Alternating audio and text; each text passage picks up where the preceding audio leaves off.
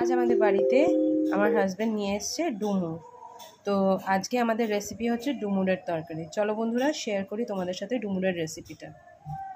আমি ডুমুরগুলো নিয়ে নিয়েছি। প্রথমে আগে ডুমুরগুলোকে আমি ভালো করে এই সামনের দিকটা মানে দ্যাট ইজ এই বোটা যে দিকটায় আছে এটা আর পেছন দিকটা আগে আমি কেটে নেব।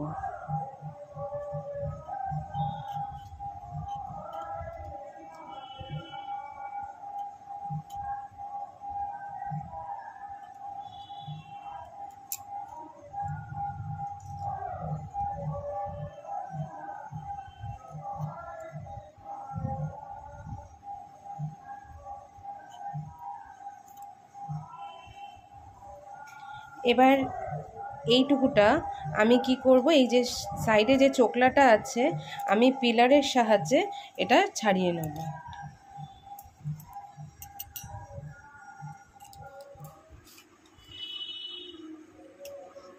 এরমভাবে যেরমভাবে আমি ছাড়াচ্ছি এরমভাবে ছাড়িয়ে নেবে।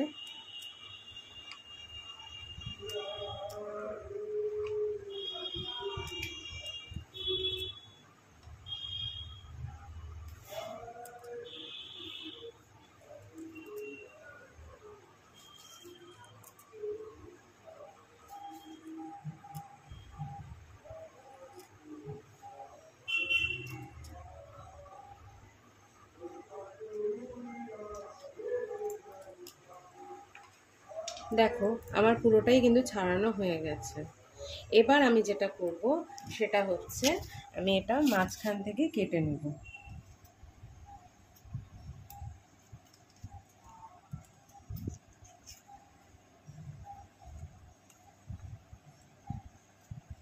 আবার এই যে টুকরোটা যেটা বেরোলো এটাকে আমি হাফ করে নেব।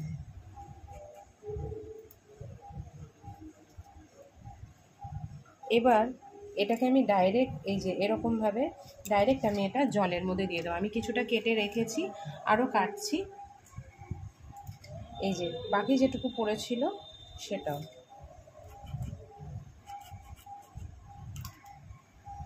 এই যে জলের মধ্যে আমি এগুলো ছেড়ে দিলাম। ডুমুরগুলো কেটে আমি এরকম ভিজিয়ে রেখেছি। আমার ডুমুর কাটা হয়ে গেছে। আর এই যে এরকম ভিজিয়ে রেখেছিলাম আমি, আর এটাকে আমি ভালো করে কষলে কষলে ধুয়ে এটা জলটা আমি এবার ফেলে দেব।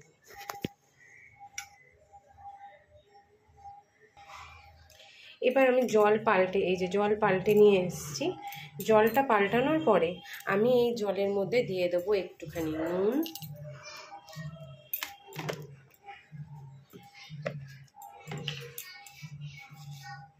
একটু এই যে নুন দিয়ে দিচ্ছি,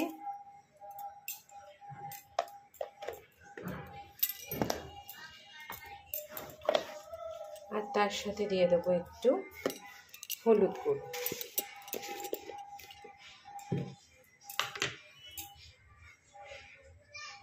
এই যে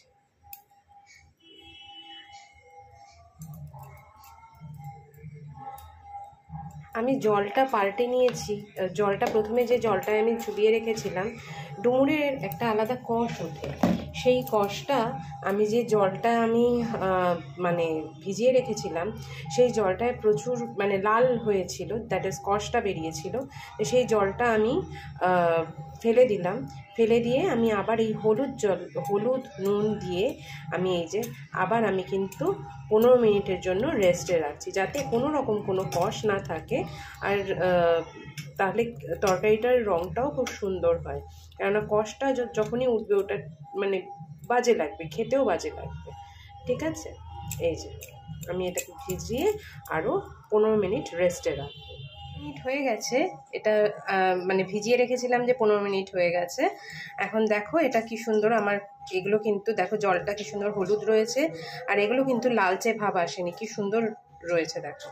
এবার আমার যেটা করার, এখন আমি কড়াইতে ফেলে এগুলোকে একটুখানি সেদ্ধ করে নেব। এই জলটা ছেঁকে নিয়ে নিচ্ছি।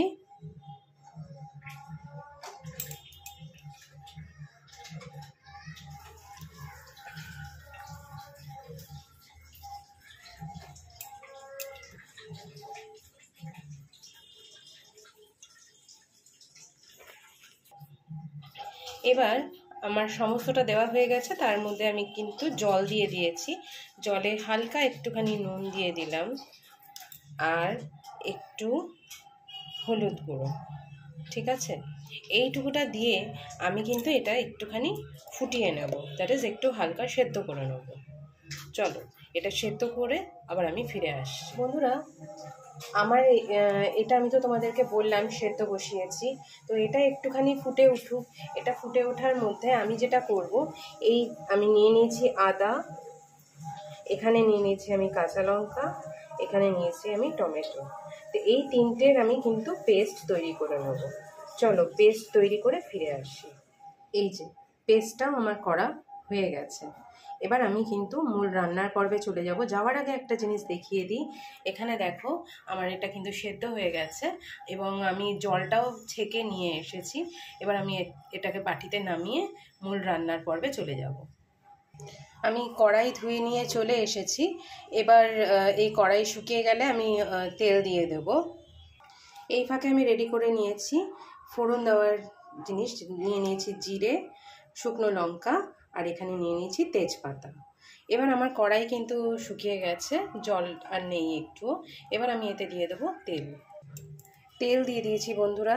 এবার আমি এই তেলটা গরম হয়ে গেলে দিয়ে দেবো সামান্য একটু চিনি, কেননা যেহেতু এটা নিরামিষ তরকারি, তাই নিরামিষ তরকারিতে একটু চিনি দিলে বেশ টেস্টটা ভালোই লাগে, খারাপ লাগে না। আর চিনি দিলে ভালো ভালো হয় আর কি, রঙটাও ভালো হয় মানে কাঁচা তেলে দিলে। আমি কিন্তু রাইস ব্র্যান অয়েলে রান্না করছি, সর্ষের তেলে নয়। এই যে আমি দিয়ে দিচ্ছি এইটুকু চিনি।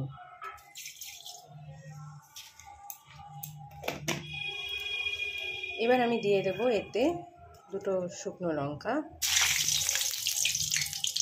তার মধ্যে দিয়ে দেবো আমি তেজপাতা আর দিয়ে দেবো জিরে। এবার এর মধ্যে আমি দিয়ে দেবো আলু। আমি আলুটা কেটে রেখেছিলাম, এই আলুটা আমি এবার তেলে দিয়ে দেবো।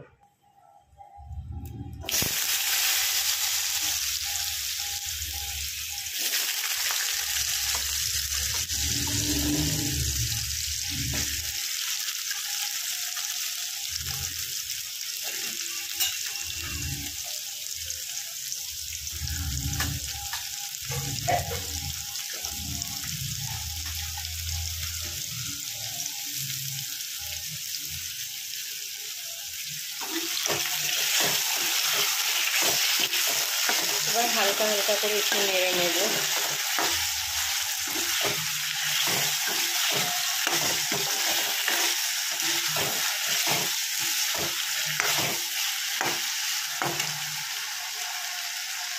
আমি কিন্তু আঁচটা কমিয়ে রেখেছি। এই যে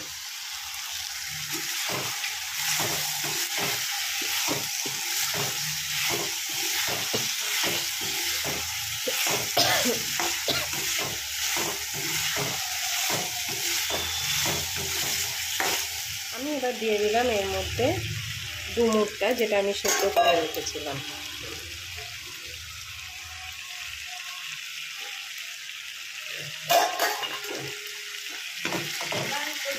নিয়ে এটাকে একটুখানি ফ্রাই করে নিচ্ছি।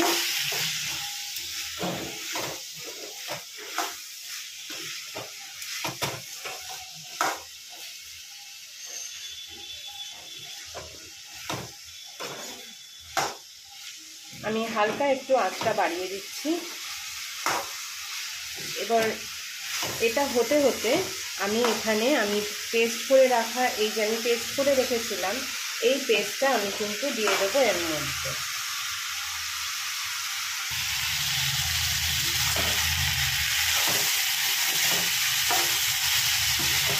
এবার আমি এটাকে ভাজা আমার হয়ে গেছে প্রায়। আমি এবার দিয়ে দেবো এর মধ্যে, আমি আবার কিন্তু আঁচটা সিমে দিয়ে দিচ্ছি। এটাতে এবার আমি দিয়ে দিলাম এই পেস্টটা, যেটা আমি করে রেখেছিলাম।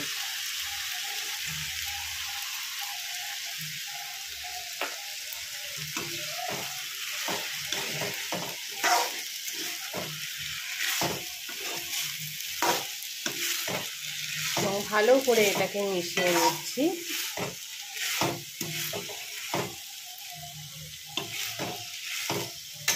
বন্ধুরা, আমি এখানে যেটাতে বেটেছিলাম মানে মিক্সিং জারটাতে, এটা আমি একটুখানি জল দিয়ে ধুয়ে আমি সেটাকে, যাতে আমার কোনো মশলা যাতে এমনি পড়ে না থাকে, তা আমি কি করব, এই জলটা আমি আস্তে আস্তে এটার মধ্যে কিন্তু দিয়ে দেবো। এবার আমি আস্তে আস্তে আঁচটা আবার বাড়িয়ে নিচ্ছি, নিয়ে আমি কিন্তু এখনও অবধি কিন্তু হলুদ টলুদ কিছু দিইনি, কেননা যেহেতু আমি এটা হলুদ দিয়েই সেদ্ধ করেছিলাম। তবে হ্যাঁ, হলুদ আমি দেব, কিন্তু একটু বাদে।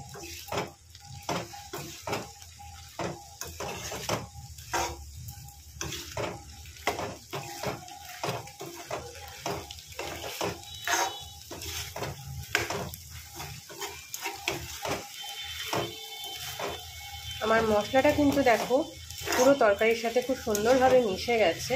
এবার আমি আস্তে আস্তে যেটা করব, হলুদ গুঁড়ো, জিরে গুঁড়ো, এগুলো আস্তে আস্তে একটু একটু করে দিয়ে দেবো। আমি এবার এতে দিয়ে দিচ্ছি হলুদ গুঁড়ো, দিয়ে আমি এটা একটুখানি মিশিয়ে নিচ্ছি, যাতে কনসিস্টেন্সিটা যাতে ঠিক থাকে, বেশি যাতে না হয়ে যায়, সেই জন্য আমি এটাকে মিশিয়ে নিচ্ছি। এবার আমি এতে দিয়ে দেবো জিরে গুঁড়ো। আমি আগেই বলেছিলাম আমার সমস্ত রান্নায় আমি কিন্তু ঘরে তৈরি করা জিরে গুঁড়োটাই ইউজ করি। অল্প একটু জিরে গুঁড়ো, এই যে আমার কিন্তু জিরে গুঁড়ো, হলুদ গুঁড়ো দুটোই দেওয়া হয়ে গেছে। আমি এতে দিয়ে দেবো স্বাদ মতো একটু চিনি। এবার আমি দিয়ে দেবো অল্প একটু চিনি। সমস্তটাই আমার মিশে গেছে মশলাটা, আর এবার চিনি দেব অল্প। এবার আমি কিন্তু দেখো এখানে আজকে কিন্তু লঙ্কা গুঁড়োটা দিলাম না, কেন, যেহেতু আমি লঙ্কা দিয়েই পেস্ট করেছিলাম, তো কাঁচা লঙ্কা দিয়ে যেহেতু পেস্টটা করেছি, তাই জন্য আর আমি কিন্তু লঙ্কা গুঁড়োটা দিলাম না। দেখো বন্ধুরা, আমার তরকারির রঙটাও কিন্তু খুব সুন্দর এসছে। এবার এতে দিয়ে দেবো আমি পরিমাণ মতো জল। এই যে এবার আমি দিয়ে দিচ্ছি জল। আর আমি কিন্তু রান্না চলাকালীন আমি কিন্তু নুনটা দিই না, জলটা দেওয়ার পরেই কিন্তু আমি নুনটা দিই। দেখো জল যা দিয়েছি আমার মনে হয় সাফিসিয়েন্ট, আর জল লাগবে না, এতেই সেদ্ধ হবে এটা। কেননা আলুটা তো আমি সেদ্ধ করিনি, তো আলুটা তো সেদ্ধ হতে হবে, তো যথারীতি এই যা আছে এর মধ্যেই হবে। এটাকে এবার আমি বাড়িয়ে দেব ফ্লেমটা। এই যে আমি কিন্তু বাড়িয়ে দিয়েছি। আর এবার আমি দিয়ে দেব নুন। এই নুনটা সবাই তোমরা নিজেদের টেস্ট অনুযায়ী বা কে কতটা নুন খাও সেই অনুযায়ী দেবে।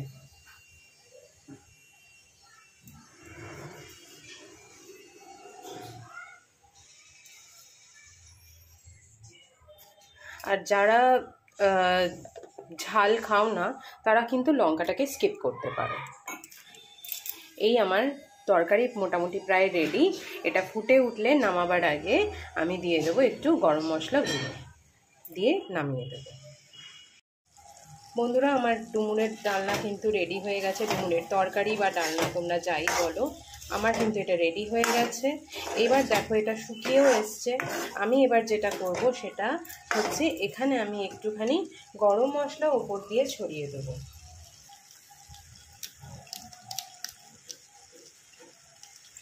আমি কিন্তু একটু ওপর দিয়ে গরম মশলা ছড়িয়ে দিয়েছি, এবং এই গরম মশলা ছড়িয়ে দেওয়ার পরে খুব ভালো হয় না যদি আমি একটুখানি ঘি দিয়ে দিই। তো আমি ঘিটাও কিন্তু দিয়ে দেবো, একটু সামান্য দেবো, কিন্তু দেবো।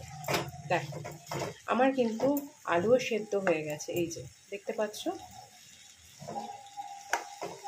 এই যে আমার ডুমুরের ডালনা কিন্তু রেডি। এই যে আমি দিয়ে দিচ্ছি একটু ঘি।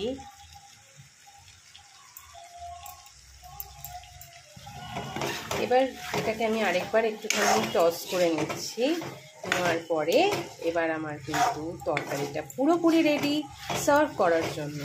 চলো এবার আমি এটাকে নামিয়ে ফেলি।